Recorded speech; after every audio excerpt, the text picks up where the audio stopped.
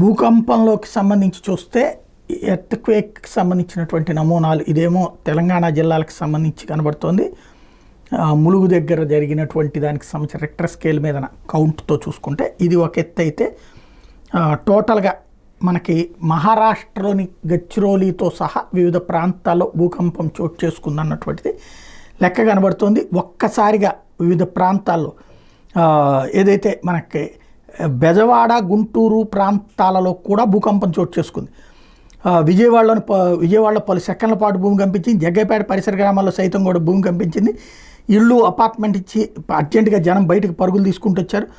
అలా రకరకాలు, ఎస్పెషల్లీ కృష్ణా గుంటూరు జిల్లాలలో అంటే బెజవాడ గుంటూరు ప్రాంతాల్లో భూకంపం అన్నటువంటిది ఆందోళన కలిగించేటటువంటి పరిణామం. ఎందుకంటే నదీ తీర ప్రాంతంలో సాధారణంగా ట్రెమర్స్ సముద్ర తీర ప్రాంతంలో ఉంటే ఉండొచ్చును, కానీ ఇప్పుడు నదీ తీర ప్రాంతం ఇంకో పక్కన అమరావతి డెవలప్మెంట్ దిశగా అడుగులు వేస్తున్నటువంటి సందర్భంలో జరుగుతున్నది. 20 ఏళ్ల తర్వాత ఇట్లాంటి భూకంపపు వార్తలు వింటున్నాం. టోటల్గా అసలు ఏం జరిగింది, ఇది మనది ఒక్క ప్రాంతం కాదు, మిగతా ప్రాంతాల్లో రావడం సహజం. కానీ ఈ ప్రాంతాలలో భూమి కంపించడం అంటే భూమి అడుగునున్నటువంటి పొరలలో వచ్చేటటువంటి కదలికల కారణంగా ఈ తేడా వస్తుంది. ఏం తేడా వచ్చింది అన్నటువంటిది ఇప్పుడు ప్రభుత్వం కూడా ఆ సంబంధిత నిపుణులతో చర్చించడం అవసరం.